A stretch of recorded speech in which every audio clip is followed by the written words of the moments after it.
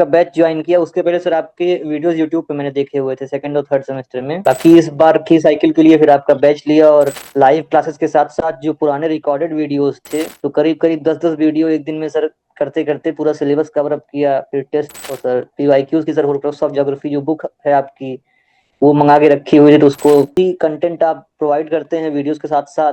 वो sir more than enough होता है पूरे सिलेबस को गो थ्रू करने के लिए, क्योंकि और सर हमारे यहाँ पे तो काफी अच्छी क्लासेस चलती हैं मैथमेटिक्स वाली जो हैं। हम्म। आलोक सर भी लेते हैं और भी जो है।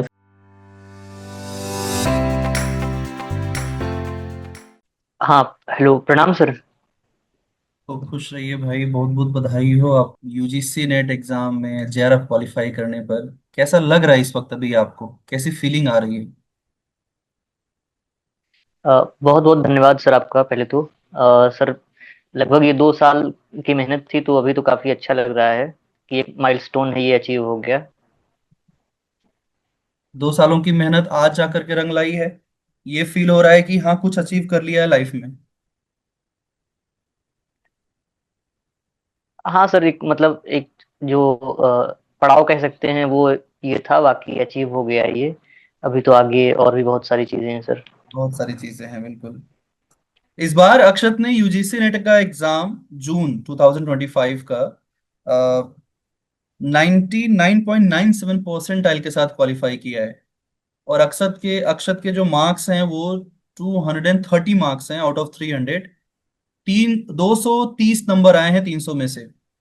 और इस मार्क्स के साथ अक्षत का एआईआर रैंक 9 आया है इस बार यूजीसी नेट के एग्जाम में। आपने सोचा था अक्षत कि आपका रैंक भी आ सकता है, टॉप 10 में आप रहोगे, ऐसा कुछ सोचा था क्या? ये सर, सर इसका तो सर नहीं सोचा था मैंने। बाकी जब प्रोविजनल आंसर की आई तो को अपना स्कोर कार्ड मतलब जो भेजा था। क्वेश्चंस करेक्ट हो रहे थे उसका सर भेजा था। तो हम्म। आपने कहा कि इस पे तो जेआरएफ तो बड़े आराम से हो ही जाएगा, साथ साथ आपकी रैंक भी आ सकती है। तो सर याद है उसके मुझे। पहले तो नहीं मतलब होता। हाँ। नहीं, आपने बिल्कुल मुझे अपना भेजा था स्कोर कार्ड, और इतने मार्क्स, इतने वर्षों के अनुभव से ये तो बता सकता हूँ किसका जेआरएफ होगा किसका नहीं होगा। कट ऑफ बेशक जिस साल जितनी भी जाती हो, लेकिन अगर कोई अपने मार्क्स मुझे भेजता है तो मैं बता सकता हूँ कि किसका हो रहा है किसका नहीं हो रहा है। आपने जब बताया कि लगभग 230 के अराउंड आपके मार्क्स बन रहे थे, तो आई वॉज वेरी श्योर कि हाँ भाई ये तो हो रहा है, बट मुझे लगता है ऐसा कि रैंक भी आ सकता है आपका। हमने डिस्कस भी किया था इस पे। और देखिए आज आप टॉप 10 में है, एआईआर रैंक 9 आपका आया हुआ है। और उम्मीद है कि जो सपने आप देख रहे होंगे वो ऐसे ही मेहनत के साथ आप उनको अचीव करेंगे। अक्षत, बात करना चाहेंगे आपकी हम तैयारी को लेकर के, सारी स्ट्रेटजी सब कुछ, लेकिन उसके पहले मैं और हमारे जो दर्शक हैं, जो हमारे लर्नर्स हैं, वो जानना चाहेंगे आपके बारे में थोड़ा, कि आप कहाँ से हैं और आपकी पढ़ाई लिखाई कहाँ से हुई। सर मूलतः मैं सर आपके गृह जनपद सुल्तानपुर से हूँ। क्या बात है! तो बहुत अच्छी बात है। और हाँ सर, आपका सर घर लम्हुआ है, हमारा सर दोस्तपुर में है। अरे वाह! तो पड़ोस में हो गए हम लोग तो। हाँ सर, पड़ोस के ही हैं। हम्म। अ, सर 10 तक की पढ़ाई मेरी वहीं दोस्तपुर में हुई थी। फिर बाकी 11 12 सर फिर वहाँ से अम्बेडकर नगर में हुआ। फिर सर यूजी और PG sir university of Allahabad से सर हुआ। हम्म। और सर इसी ईयर मेरा मतलब पीजी फाइनल हुआ है इलाहाबाद यूनिवर्सिटी से। इसी साल? ये सर। ओके। तो मतलब इस साल आपका ये वाला जो एग्जाम चल रहा था वो आपके अपीयरिंग में चल रहा था, लास्ट ईयर का। हाँ सर, अपियरिंग में ही था। मास्टर्स करते हुए आपने रैंक 9 आप ले आए, मतलब एक एक अलग ही कीर्तिमान स्थापित कर दिया आपने। हाँ सर, ये सर कह सकते हैं कि रैंक 9 एक अचीवमेंट है। बट सर ये तो 2 साल की सर लर्निंग का प्रोसेस था पूरा, पूरा इसी का बिल्कुल सही रिजल्ट कहा। है। बिल्कुल सही कहा, बिल्कुल सही कहा। तो कैसे आपने तैयारी शुरू की? आप जब ग्रेजुएशन में आए तब आपने शुरू किया, या मास्टर्स में आए तब आपने शुरू किया यूजीसी नेट जेआरएफ की तैयारी? सर यूजी में सर हम लोग के यहाँ इलाहाबाद यूनिवर्सिटी में प्रोग्राम कोर्स होता है, तो सर पहले 2 साल में 3 विषय होते हैं। फिर हम्म। तीसरे ईयर में जाके हमें एक सब्जेक्ट ड्रॉप करना होता है। तो हम्म। सर तीसरे ईयर में पॉलिटिकल साइंस और ज्योग्राफी मेरा सब्जेक्ट था। फिर मुझे ये लगा कि मेरा इंटरेस्ट ज्योग्राफी में ज़्यादा है तो इसी को मैं परस्यू करूंगा। फिर सर ज्योग्राफी से पीजी करने के लिए सीयूईटी पीजी की प्रिपरेशन की। वहाँ पे सर बीएचयू में हो भी गया था, पर चूंकि अपने हम लोग पढ़ते हैं टोपोफिलिया का कंसेप्ट, तो जहाँ जिस संस्थान से हम जुड़े हैं लगाव हो जाता है वहां से बहुत ज्यादा। लगाव हो जाता है सर। तो सर फिर यहीं इलाहाबाद यूनिवर्सिटी से ही पीजी भी किया। अच्छा, सीयूईटी पीजी में हम कुछ चीज़ें जो सिलेबस की हैं वो ऑलरेडी पढ़े हुए रहते हैं। तो दिसंबर 2023 में नेट का फॉर्म भर दिया फर्स्ट सेमेस्टर में ही। उस बार सर हम्म। नेट भी हो गया।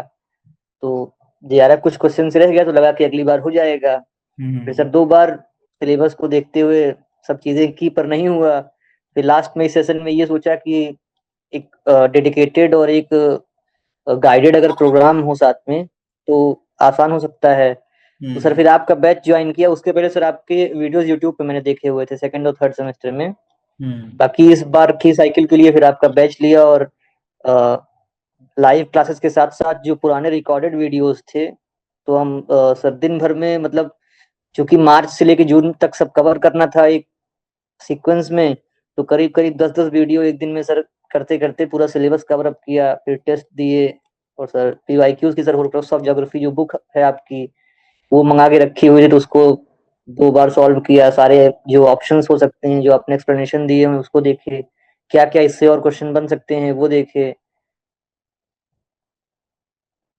बहुत अच्छे, बहुत अच्छे। तो आपने पूरी तैयारी की, पिछले 6 महीने की जो आपकी स्ट्रैटेजी थी वो काम आई, और उसी स्ट्रैटेजी को फॉलो करते हुए, मेहनत करते हुए आपने रैंक 9 हासिल किया। तो अक्षत, आपका जो तैयारी था वो 6 महीने में, मतलब आप कह रहे हो कि 10-10 वीडियोस, तो वीडियोस को अगर एक तरफ हम रखें तो बाकी चीजों के ऊपर अगर हम डिस्कस करें कि कैसे आपने मैनेज किया सारी चीजों को, क्योंकि आपका मास्टर्स भी चल रहा था और आप ये सर। उसकी भी पढ़ाई कर रहे होंगे, उसके लिए भी तैयारी कर रहे होंगे, उसके भी एग्जाम्स होते हैं। और जहां तक मुझे हाँ सर। लगता है कि अप्रैल मई मई में उसके भी एग्जाम्स रहे ही होंगे। ये सर। तो कैसे मैनेज किया आपने? यहाँ पर टाइम मैनेजमेंट बहुत स्ट्रांग होनी चाहिए। हाँ सर। सर हमारे यहाँ क्या है कि 8:55 से लेके 12:30 तक तो रेगुलर क्लासेस होती थी यूनिवर्सिटी में। और सर क्लासेस वो भी करता था मैं।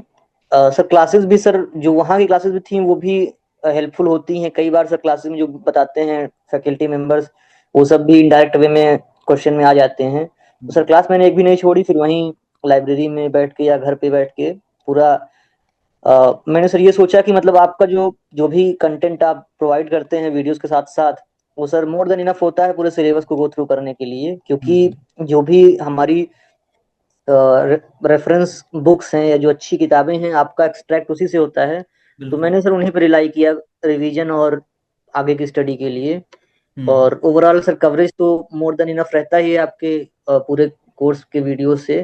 तो हम्म। वही सर मतलब क्लास का भी करते हुए उसकी अलग से तैयारी, और इधर 2-3 घंटे 4 घंटे वीडियोस के अलावा रिवीजन में देख करके हम्म। प्रैक्टिस पे सर फोकस किया। बाकी हम्म। सर ये सर एक तरह से कह सकते हैं कि 2 साल से चल ही रहा था तो ज्यादा आइडिया हो भी गया था किस टॉपिक से क्वेश्चन ज्यादा बनने के चांसेस हैं, किसको थोड़ा कम पढ़ के भी हो सकता है। सर इसी तरह से मैनेज किया चीजों को। हम्म। बिल्कुल। मैनेजमेंट टाइम का जब हो तो बहुत क्रूशियल हो जाता है, क्योंकि आपको एक तो एक तरफ अपने एकेडमिक्स के लिए भी कहीं ना कहीं पढ़ना ही है, उसका एक अलग दबाव होता है, एक अलग प्रेशर होता है। अच्छे मार्क्स आने चाहिए, अच्छा रिजल्ट आना चाहिए। और दूसरा प्रेशर ये भी रहता है कि आपने एक यूजीसी नेट का फॉर्म भी भरा हुआ है, उसको भी क्वालिफाई करना है। तो ऐसा कभी कोई प्रेशर आपने फील किया कि एक साथ दो दो चीज हैंडल कर रहे हो आप? सर इसका तो प्रेशर नहीं मतलब हुआ कि 2 चीजें हैंडल हो रही हैं। बाकी सर वहाँ भी अच्छा ही रहा है। एमए में मेरे ख्याल से अपने बैच में टॉप 3 में तो मैं हूँगा ही। अ, हाँ, पर ये लगता था कभी कभी कि 3 बार से नहीं हो रहा है तो क्या पता इस बार भी ना हो। ये माइंड में थॉट आते थे जो सभी को आते हैं कि जो गलतियां हमसे हो रही हैं वो तो हम सही करने की कोशिश कर रहे हैं, पर जैसा कि ये एग्जाम का पैटर्न इतना अनप्रेडिक्टेबल है कि क्या कब पूछ लें, हो सकता है आपको ना आ रहा हो तो आप वहीं से बाहर हो जाएं। हम्म। तो ये डुअल थॉट्स तो आते थे, पर ये है कि मैनेजमेंट में सर वो दिक्कत उस तरह की नहीं आई। हम्म। बिल्कुल। क्योंकि सर हमारे यहाँ पीजी का जो सिलेबस है वो भी मतलब एक तरह से कह सकते हैं गाइडेड ही है यूजीसी नेट के सिलेबस से ही। तो जो वहां हम पढ़ते हैं वो यहाँ काम आ ही जाता है कहीं ना कहीं मिलके। अक्षत, आप ये मानते हो कि अगर हम सीरियसली अपने मास्टर्स की पढ़ाई, अगर हम परास्नातक की पढ़ाई कर रहे हैं, मास्टर्स की पढ़ाई कर रहे हैं, अगर हम सीरियसली उसके सिलेबस को भी फॉलो करें और साथ साथ हम यूजीसी नेट की भी तैयारी करें, तो काफी हद तक वो यूजीसी नेट क्वालिफाई करने में आपकी मदद करता है। बिल्कुल सर। करता है। तो इसको अगर हम जानना चाहें कि किस तरीके से हेल्प करता है, क्योंकि जो भी स्टूडेंट है, मुझे ऐसा लगता है कि एक राइट टाइम है हमें मास्टर्स में ही एग्जाम की तैयारी करनी शुरू कर देनी चाहिए। मेरा भी ऐसा मानना है। और मुझे ऐसा लगता है कि कहीं ना कहीं आप भी इस चीज को एक्सेप्ट करेंगे, क्योंकि आपका तो उसी में ही क्वालिफाई हो गया है। तो मैं ये जानना हाँ सर। चाहूंगा कि किस हद तक वो मदद कर सकता है, और अगर हमें उससे हेल्प मिलती है तो एक स्टूडेंट क्या स्ट्रेटजी शुरू से बना करके चले।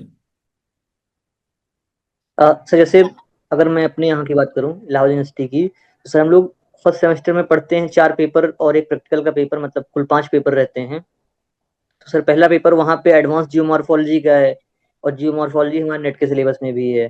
तो सर एक ये कवर हो जाता है। दूसरा ज्योग्राफिकल थॉट वहाँ भी है फर्स्ट सेमेस्टर में, यहाँ भी है। तो थॉट का सर लिंकेज वहाँ से बन जाता है। फिर सर तीसरा एक पेपर वहाँ पे जो है इंडियन ज्योग्राफी का, वो वहाँ भी है और यहाँ भी है। चौथा सर वहाँ पे हम लोग का एक रीजनल पेपर होता है, जैसे नॉर्थ अमेरिका एक सेमेस्टर में हो गया, अगले में वेस्ट एशिया हो गया, वेस्ट यूरोप हो गया, और अफ्रीका हो गया। तो ये तो मतलब फैक्चुअल चीजों पे कहीं ना कहीं कुछ क्वेश्चन एक आध दो बन जाते हैं। बाकी जो पहले 3 पेपर हैं, और अगर हम 4 सेमेस्टर में मिलाएं तो सर ये कुल मिला के 3 गुणे 4 करने 12 पेपर बन जाते हैं। तो लगभग सर ये जो हमारा सिलेबस है और उनका सिलेबस जो है वो मास्टर्स का और नेट का लगभग ओवरलैप करता ही है। बस थोड़ी अप्रोच चेंज करने की जरूरत है। जैसे एकेडमिक्स में हम डिस्क्रिप्टिव आंसर के लिए जाते हैं, और यहाँ हमें ऑब्जेक्टिव आंसर्स पे फोकस करना होता है। तो सर ऑब्जेक्टिव आंसर्स के अपने फायदे और अपने नुकसान भी हैं। डिस्क्रिप्टिव में क्या है कि आप थोड़ा सा ट्रैक से बाहर हट के भी एनालिसिस करके लिख सकते हैं, पर ऑब्जेक्टिव क्वेश्चंस में ये है कि आपको अगर पता है तो आप सही से लिख पाएंगे, अदरवाइज क्या है कि आप उससे डिरेल्ड हो सकते हैं। और एक फायदा ये होता है सर कि जैसे मान लीजिए थोड़ा हमें आइडिया है और थोड़ा नहीं, तो ऑप्शंस देख के हम उस आइडिया को आगे परस्यू कर सकते हैं। तो सर ये है। बाकी इसमें सर पीवाईक्यूज जो होते हैं वो काफी काम के होते हैं। आप देखिए कि किस जगह से क्वेश्चंस किस तरह के बन रहे हैं। जैसे फॉर एग्जांपल अगर हम बात करें जियोमॉर्फोलॉजी की, तो वहां पे सर लैंडफॉर्म्स के क्वेश्चन ज्यादा बनते हैं। आप भी अपने टेस्ट सीरीज में रखे हुए थे कि कौन सा इरोजनल है, कौन सा डिपोजिशनल है, एजेंट कौन सा है, प्रोसेसेस कौन से काम करते हैं। तो सर ये सब अगर देखते हुए अगर हम चलें साथ साथ तो चीजें काफी आसान हो जाती हैं। बिल्कुल सही कहा आपने। हमें पहले एक राइट स्ट्रेटजी बनाना ही पड़ेगा। ऐसा नहीं है कि एक एक दौड़ है और हम बस उस दौड़ में शामिल हो जाएं बिना किसी अपनी पूर्व तैयारी के। कहीं ना कहीं जो आपकी पूर्व तैयारी है, जो स्ट्रेटजी आपने बनाई है, वो बहुत काम आएगी। आपको पहले समझना पड़ेगा कि एग्जाम की रिक्वायरमेंट क्या है। ऐसा नहीं है कि दुनिया दे यस रहा सर। है यूजीसी नेट का एग्जाम, तो चलो भाई हम भी मास्टर्स कर लिए, अब हम भी दे आते हैं। It is not like that. Right sir. हमें एक अच्छी स्ट्रेटजी बनानी पड़ेगी, जो आपने बहुत बेहतरीन तरीके से बताई। तो जब तैयारी आपने शुरू की, तो हमारा जो एग्जाम है वो, उसमें 2 पेपर होते हैं। जहाँ एक तरफ टीचिंग एंड रिसर्च एप्टीट्यूड है, दूसरी तरफ अपना वैकल्पिक विषय भूगोल है। वैकल्पिक विषय की अगर हम बात करें तो वो तो कहीं ना कहीं हमारे, आपने बताया कि मास्टर्स में काफी हद तक हमारा सिलेबस मैच करता है। लेकिन अगर पेपर 1 की बात करें तो उसमें वो तो हम, मुझे नहीं लगता कि कहीं पर पढ़ाया भी जाता होगा, एकेडमिक्स में तो कहीं नहीं। तो आपको क्या लगता है कि उसकी तैयारी आपकी कैसी रही, कैसे आपने की, कौन कौन से उसके लिए आपने बुक्स पढ़े, या क्या प्लान बनाया। सर जैसा कि हम लोग ज्योग्राफी वाली कम्युनिटी में एक बात कहते हैं, geographers are jack of all trades but master of none. तो सर ये जैसे अगर हम बात करें फॉर एग्जांपल अगर हम देखें तो हमारा एक वहाँ पे यूनिट है पीपल एंड एनवायरनमेंट का पेपर 1 में। तो सर उसकी काफी चीजें हमारी जो हैं कवर हो जाती हैं आकर के हमारे यूनिट फोर्थ यूनिट 4 जो से। है इन्वायरमेंटल ज्योग्राफी या हाँ। बायोज्योग्राफी में। हम्म। तो सर अब बची 9 यूनिट्स। सर 9 यूनिट्स की बात करें तो जो मैंने एनालाइज किया है कि ज्योग्राफी का पेपर होता है एकदम लास्ट में जा करके, करीब करीब। लगभग। तब तक तब तक सारे क्वेश्चंस जो पेपर वन के रिपीटेशंस वाले होते हैं वो खत्म हो जाते हैं। हम्म। तो अब हमारे जो क्वेश्चंस फ्रेम होते हैं वो अगर एक एनालिसिस हम करें तो और जो बैचेस के पेपर उस सीजन में होते हैं उनसे कंपैरेटिवली थोड़ा टफ होते हैं। हम्म। पर ये सर हमारे लिए एज भी है। एज कैसे है कि अगर हम बात करें रिसर्च मेथोडोलॉजी की, तो हमारे पांच में से दो या तीन क्वेश्चंस तो इस तरह के बनते हैं जो हमारे ज्योग्राफिकल टेक्निक से ओवरलैप करते हैं। जैसे कर्टोसिस क्या है, स्क्यूनेस किस तरह का है, या डेटा जो है टाइप्स क्या है, स्केल कौन सी यूज हुई है, सेंट्रल टेंडेंसी पे आ जाता है क्वेश्चन। तो ये क्या है कि हम मतलब पांच में दो दो क्वेश्चन तो रिसर्च मेथोडोलॉजी के हम अपने ज्योग्राफिकल टेक्निक्स के थ्रू कर सकते हैं। दो तो सर ये हो गया। बाकी सर उसके अलावा सर पेपर वन की अगर हम बात करें टीचिंग एप्टीट्यूड, तो हमें मतलब वो पढ़ना पड़ता है अलग से ही, क्योंकि वो कहीं नहीं पढ़ाते हैं। लॉजिकल रीजनिंग भी सर पढ़नी ही पड़ती है, क्योंकि वो भी हमारे सिलेबस से कहीं भी दूर दूर तक जुड़ी हुई नहीं है। बिल्कुल बिल्कुल। अ, सब कॉम्प्रिहेंशन में भी ये देखने को मिलता है कि जो कॉम्प्रिहेंशन के पैसे जाते हैं वो मोर और लेस ज्योग्राफी के डोमेन से ही जुड़े हुए होते हैं।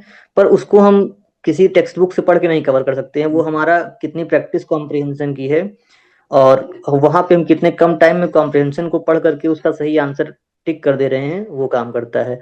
तो सर पेपर वन के लिए सर क्या है कि मैंने तो यूट्यूब पे ही रिलाई किया हुआ था। कई हम्म। सारे चैनल्स हैं, कई सारे एजुकेटर्स हैं जो पढ़ाते रहते हैं। आपको देखना ये है कि कौन ज्यादा इफिशिएंटली आपको चीजें समझा समझा पा रहा है। हम्म। अदरवाइज बुक्स भी आती हैं पेपर वन की, डेडिकेटेड बुक्स हैं। पर वो हम्म। सर मुझे काफी बल्की लगी, तो मैंने वो बुक मतलब रखी भी थी, पीडीएफ भी था, हार्ड कॉपी भी थी। पर सर वो एक जो है ना पेपर वन के लिए काफी फेमस बुक है, मैंने कभी उसको गो थ्रू नहीं किया। मैंने सर यूट्यूब से पूरे टॉपिक्स के नोट्स बनाए, और सर उस नोट्स को अपना रिवाइज किया। पेपर से कुछ दिन पहले सर लगभग सभी जो ऑनलाइन चैनल्स हैं वो चलाते हैं अपनी मैराथन क्लासेस। तो हम्म। मैंने पेपर से पहले उन्हीं की मैराथन क्लासेस जो पीवाईक्यू बेस्ड होती हैं आमतौर पे, उन्हें हम्म। ही किया। और सर वो काफी फ्रूटफुल हुआ वहां जाके एग्जाम सेंटर पे, जब मैं एग्जाम दे रहा था उस टाइम पे। हम्म। बिल्कुल बिल्कुल, बहुत अच्छे बाकी से सर अगर आपने। हम्म। बात करें अगर यूनिट वाइज की, मतलब कैसे कैसे हम स्ट्रेटजी बनाए पेपर वन में मार्क बढ़ाने की, तो सर मेरे ख्याल से अगर हम बात करें अपने मार्क्स ज्योग्राफी में अगर होते हुए कैसे बढ़ाएं, तो सर पांच क्वेश्चन तो हमारे आते हैं मैथमेटिकल रीजनिंग के, जो प्योरली मैथमेटिकल बेस्ड होते हैं। और सर हमारे यहाँ पे तो काफी अच्छी क्लासेस चलती हैं मैथमेटिक्स वाली जो हैं। हम्म। आलोक सर भी लेते हैं, और भी जो हैं फैकल्टी। राजीव सर तो थे इसके पहले तक, फिर आलोक सर आ हाँ गए। हाँ बिल्कुल। हाँ। तो सर वो पांच क्वेश्चन तो मतलब अगर हम उनकी वीडियोस पूरी देख डालें तो मुझे लगता नहीं कि पांच में एक भी गलत होगा, पांच तो सही हो ही जाएंगे। हम्म। लॉजिकल रीजनिंग भी सर अपने यहाँ काफी अच्छा पढ़ाया हुआ है सर ने, जो फैलेसी और सब चीजें बताई हैं। हाँ। तो सर लॉजिकल रीजनिंग का अगर हम प्रीवियस ईयर का ट्रेंड देखें, तो अधिकतर सर क्वेश्चन बनते हैं पीवाईक्यू बेस्ड ही लॉजिकल रीजनिंग पे, थोड़ा नाम में चेंज कर देंगे, बाकी सर रहता वही पे, प्रिडिक्टेबिलिटी हाँ। उसकी थोड़ी बढ़ जाती है। तो हम्म। अगर हम मैथमेटिकल रीजनिंग में पांच में से मान लीजिए चार सही कर लेते हैं, और लॉजिकल रीजनिंग में से पांच में से तीन सही कर लेते हैं, तो हमारे 10 में से सात क्वेश्चन तो यहाँ पे सही हो गए सर। फिर कॉम्प्रिहेंशन पूरा प्रैक्टिस बेस्ड है। अगर आप बहुत अच्छी प्रैक्टिस आपकी कॉम्प्रिहेंशन की है, जल्दी से पढ़ जल्दी से डिसिफर कर पा रहे हैं, तो पांच में पांच सही कर लेंगे। नहीं कर पा रहे हैं तो चार सही कर लेंगे। हम्म। तो फिर सात उधर था, चार ये 11, 15 में 11 हमारे सही हो गए। अब इन्वायरमेंट अगर हम ज्योग्राफी से जुड़े हुए हैं, सीरियसली पढ़ा हुआ है, तो इन्वायरमेंट के भी सर चार क्वेश्चन तो मतलब बना सकते हैं वहां से। हम्म। तो ये इस तरह से करते हुए सात चार 11 4 15 क्वेश्चन हमारे 20 में से बन जाते हैं। फिर सर रिसर्च वाली अगर बात करें, दो तीन जो हमारे ज्योग्राफिकल टेक्निक्स के हैं, अगर वही सही हो गए हमारे, तो हम्म। भी करीब करीब 18 क्वेश्चन इधर से हो गया। हम्म। हायर एजुकेशन सर एक ऐसा टॉपिक है जो मतलब प्योरली हमें बेसिकली उसको पढ़ना ही पढ़ना है। जितनी कमीशंस हैं हम्म। सारी कमीशंस पढ़ लें, कई सारे फुल फॉर्म होते हैं, उन फुल फॉर्म्स को हम याद किए रहें। हम्म। कई सारी नई नीतियां बनी, पॉलिसीज हैं, वो याद करें। कई हम्म। सारे डिजिटल इनिशिएटिव्स हैं, हमें वो पढ़ने पड़ेंगे। हम्म। तो सर मतलब यही सबसे है। बाकी रैंकिंग्स कौन कौन से हैं, आरिया रैंकिंग है, एनआईआरएफ की रैंकिंग है। हम्म। तो ये सर इसमें तो मतलब ये है कि एफर्ट आप डालेंगे तो हो सकता है रिजल्ट मिले, हो सकता है रिजल्ट आपको ना भी मिले। इसकी कोई मतलब इन नहीं है कि हायर एजुकेशन में कहाँ से वो पूछ लेंगे। पर हाँ ये है कि कह सकते हैं कि मतलब एक आध क्वेश्चन जो है कमिटीज से आएगा, चाहे क्रोनोलॉजी में सेट करने का आ जाए या उनका क्या रिकमेंडेशन थी वो आ जाए। एक आध क्वेश्चन अभी इस समय का ट्रेंड चल रहा है कि इंस्टीट्यूशंस के एस्टेब्लिशमेंट ईयर से आने का, तो वो हम देख के अपना इन्हांस कर सकते हैं। डिजिटल इनिशिएटिव्स जो हैं, स्वयं है, स्वयं प्रभा है, ज्ञानवाणी है, मूक कोर्सेज क्या हैं, ई यंत्र क्या है, ई कल्प क्या है। तो ये सब चीजें हम देखते हुए अपने स्कोर यहाँ से बढ़ा सकते हैं। फिर कम्युनिकेशन में सर जो है वो बेसिकली उसमें चार थ्योरीज के आसपास हैं। आमतौर पर बीच में सर क्वेश्चन वहां से बंद हुए थे, पर इस बार फिर वो क्वेश्चन पूछ लिया था उसमें से एक। तो थ्योरीज हैं, इफेक्टिव लिसनिंग क्या है, डिजिटल मीडिया क्या है, मास मीडिया क्या है, बैरियर्स कौन कौन से हैं, कुछ ऑथर्स हैं उनकी किताबें। अब उसमें तो कई सारे ऑथर्स नए देते रहते हैं वो। पर अभी इस बीच में सर हम लोग की ज्योग्राफी से जैसे मैनुअल कैसल्स का एक आ गया था। हाँ अ, तो वो है क्या कि मतलब घुमा फिरा के आपको उस सेगमेंट से ही चीजें पूछने की कोशिश वो करते हैं। तो यहाँ भी मतलब इसकी अगर आप सीरियसली उसको पढ़े रहेंगे तो हो सकता है कि आपके क्वेश्चंस वो भी सही हो जाएं। बाकी सर फिर डेट एक हमारा आता है डीआई का, जिसका बहुत वो है, डर रहता है लोगों को कि डीआई कैसे होगी। तो इस बार तो डीआई आसान आई थी, पर थर्ड सेमेस्टर में तो डीआई काफी टफ थी, तो मेरा भी एक भी क्वेश्चन सही नहीं उसमें हुआ था। अच्छा। तो वो भी, हाँ थर्ड सेमेस्टर में सर जो मतलब जेआरएफ मेरा नहीं हुआ उसमें डीआई का ही हाथ था कि उसने ही सीधे 5 क्वेश्चन जो कम कर दिए उसी से नहीं हो पाया था। तो डीआई के सर एक ही तरीका है कि जितनी प्रैक्टिस करेंगे हम उतना ही हमारे उस पे कमांड रहेगी। तो अगर वो भी हम सही कर लें तो मतलब ये है कि हम अगर एफर्ट करें तो 30 क्वेश्चन तक हम पहुंचवा सकते हैं बड़े आराम से पेपर 1 में। बिल्कुल सही कहा आपने। और हाँ। और सर आईसीटी के लिए है, तो आईसीटी का क्या है कि जैसे सॉफ्टवेयर्स हैं कई सारे, आप उसको देख लीजिए। स्टोरेज टाइप्स हैं, किस तरह के फोल्डर्स हैं, फाइल्स कौन कौन सी हैं, नेटवर्क्स के पैटर्न कौन कौन से हैं या उनकी थ्योरीज क्या क्या हैं, जनरेशनल कंप्यूटर्स कौन कौन से हैं, हम्म। और ऑपरेटिंग सिस्टम कौन सा है, वायरस के टाइप्स जो अभी नए आ गए हैं, malware, ransomware, spyware, Trojan horse. हम्म। तो ये सब सब देखते हुए वहां भी अगर आप टेक्नो फ्रीक हैं तो वहां भी 2-3 क्वेश्चन बड़े आराम से बना सकते हैं, मतलब 30 तक आप पहुंच जाएंगे। अब हम्म। 30 के बाद ऊपर कितना सही होता है थोड़ी आपकी किस्मत है और थोड़ा आपका प्रेजेंस ऑफ माइंड जो वहां पे काम कर जाए सर, वही है। कुल मिलाकर के आप अपने विषय के साथ साथ अपने सब्जेक्ट के साथ साथ पेपर 1 को भी उसी लिहाज से टारगेट कर सकते हैं। अगर उसके हाँ लिए सर। अलग से नहीं पढ़ना चाहते हैं तो आप अपने सब्जेक्ट में ही कुछ कुछ यूनिट्स हैं जिन यूनिट्स में अगर आप अच्छे से थोड़ा डीपली जा करके पढ़ें और पेपर 1 के उन टॉपिक्स को भी थोड़ा देख लें तो आपका दोनों एक साथ कवर हो जाता है। दोनों पेपर की तैयारी काफी हाँ अच्छे सर। से हो जाती है। बहुत बढ़िया, बहुत अच्छे तरीके से बताया आपने अक्षत। और मुझे ऐसा लगता है कि ये स्ट्रेटजी काफी काम आने वाली है सभी स्टूडेंट्स के जो लोग भी एग्जाम देने जा रहे हैं अभी नेक्स्ट। ज्योग्राफी में आपके कितने क्वेश्चंस करेक्ट हुए थे इस बार? सर आंसर की के हिसाब से तो 80 क्वेश्चन बन रहे थे। हम्म। 80 तो क्वेश्चंस। मान के चल सकते हैं। हाँ, प्रोविजनल आंसर की के हिसाब से। बाकी सर फाइनल में अभी रिजल्ट में एक क्वेश्चन मेरा कम हुआ है, 116 में से 115 हो गया है। तो हम्म। 79 या 80 के आसपास सर पेपर 2 में रहे होंगे ज्योग्राफी में। राउंड फिगर 80 उसको मान सकते हैं, 80 इज अ गुड स्कोर। इसका मतलब बाकी में कहीं ना कहीं आपके जो 35-36 क्वेश्चंस आपके करेक्ट हुए हैं पेपर 1 में, है ना? Yes sir.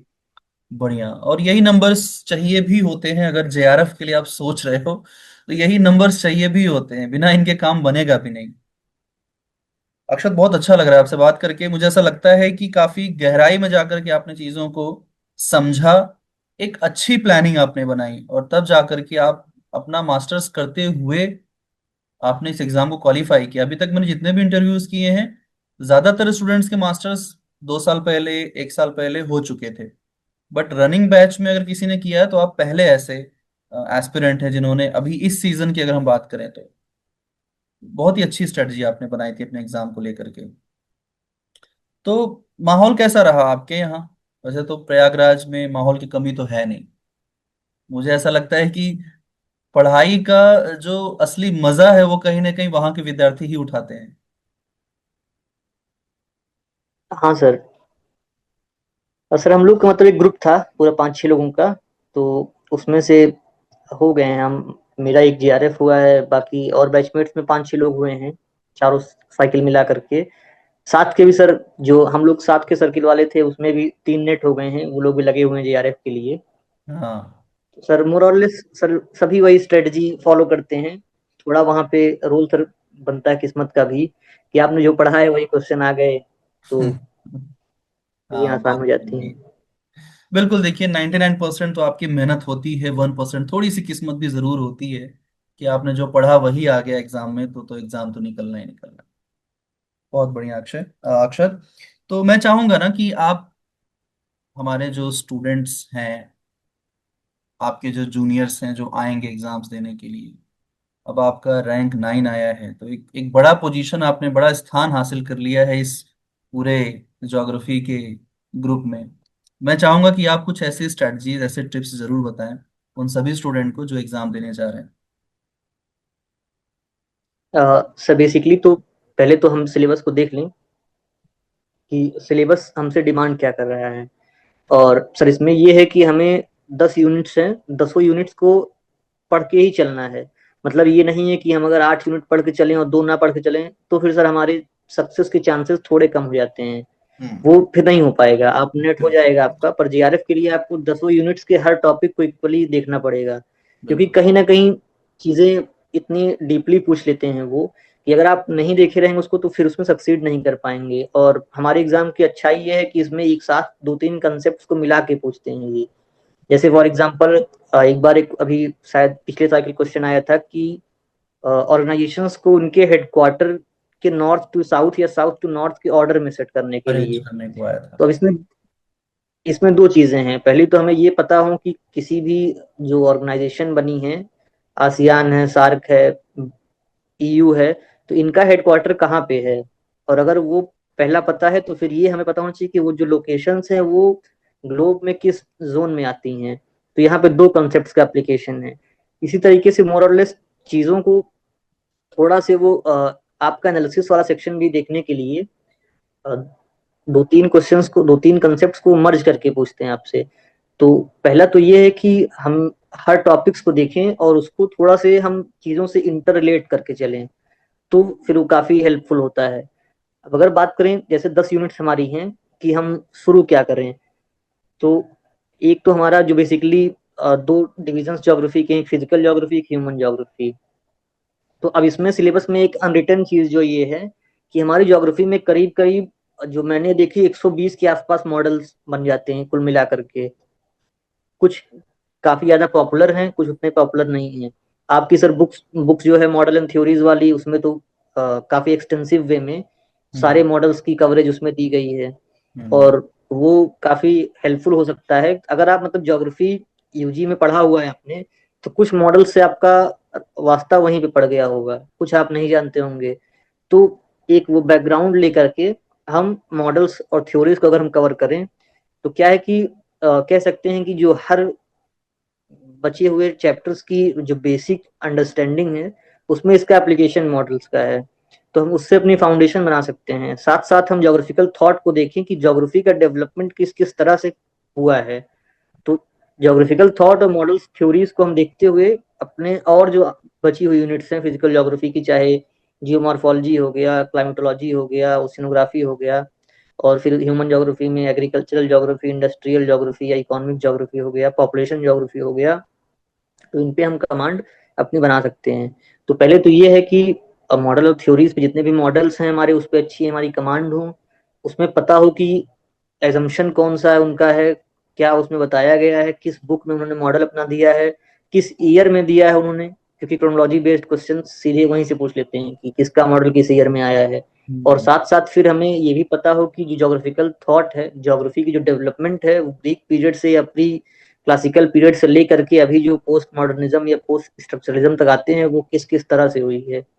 और उसके अलावा सर एक अनहिडन बात तो ये है कि ज्योग्राफी में करीब करीब मैंने आपकी ये चीज नोट की कि हमारे 100 के अराउंड फॉर्मूले सब बन जाते हैं। मतलब मॉर्फोमेट्रिक एनालिसिस से लेकर के पूरा, अगर हम 10 यूनिट को देखें तो 100 करीब फॉर्मूले हैं। और वो फॉर्मूले अगर हमें याद हो तो क्या पता कब कौन सा क्वेश्चन पूछ ले। जैसे फॉर एग्जाम्पल बाइफरकेशन रेशियो है, लेंथ रेशियो है, मॉर्फोमेट्रिक एनालिसिस में फॉर्म फैक्टर है, इलोंगेशन रेशियो है, तो वो थोड़ा से हेल्पफुल हो जाएगा। एग्रीकल्चरल ज्योग्राफी में कई सारे फॉर्मूले हैं, वीबर के हैं, रफीउल्ला के हैं, डोई के हैं, इनियडी के हैं, तो कब कौन सा कहाँ पूछ ले उसमें थोड़ा ये हेल्प हो जाएगी। तो बिल्कुल। पहला तो ये है कि मॉडल थ्योरी पे हमारी अच्छी कमांड हो।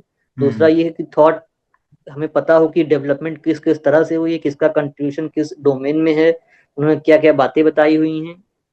इन दो को बेस बना के फिर हम आगे बढ़े जियोमॉर्फोलॉजी में, तो वहां हमें पता हो कि बेसिकली कौन कौन से प्रोसेस काम कर रहे हैं, और वो प्रोसेस किस किस एजेंट्स में किस तरह के चेंज ला करके कौन सा लैंडफॉर्म का डेवलपमेंट कर रहे हैं। हम्म। स्लोप जो है किसी माउंटेन का वो किस तरह से है, उस पर कितने थ्योरीज हैं, वो आप वहां से कवर करके फिर उस पे एनालिसिस उसकी करते हुए आगे बढ़ सकते हैं। इसी तरह से सर क्लाइमेटोलॉजी में भी लोकल विंड्स काफी इंपॉर्टेंट एक टॉपिक बन जाता है। स्ट्रक्चर और कंपोजिशन ऑफ एटमॉस्फेयर जो है वो काफी इंपॉर्टेंट है। और जेट तो स्ट्रीम, हर हर रोजरी चीज वेव्स। को हमें कहीं ना कहीं यूनिट्स में, हर यूनिट्स में इंपॉर्टेंट टॉपिक्स का एक बना लेना है अपना एक लिस्ट, और उसके अकॉर्डिंगली उसमें डीप डाइव करना है, तब जा करके आपको चीजें बेहतर तरीके से समझ में आनी शुरू होंगी, है ना? हाँ मतलब पढ़ना तो हमें सब कुछ ही है, पर ये है कि लास्ट मोमेंट के लिए कुछ हम स्पेसिफिक टॉपिक्स रखें, 25-30 के डेफिनेटली। करीब वो हो जाएंगे, हम्म। जो हमें ज्यादा डीपली पढ़ने हैं, क्योंकि उसमें क्वेश्चन बनने की प्रोबेबिलिटी जो है ज्यादा बन जाती है सर। बिल्कुल। थैंक यू सो मच अक्षत, अपने वैल्यूएबल सजेशंस के लिए और सभी स्टूडेंट को इतना मोटिवेट करने के लिए। हमारे पूरे एकेजे एकेडमी टीम की तरफ से आपको ढेर सारी शुभकामनाएं, बधाइयाँ। और हम चाहेंगे आप ऐसे ही आगे बढ़ते रहें, और हम वापस से आपको अपने प्लेटफॉर्म पर बुलाएं एक नए सेशन के साथ। Thank you so much.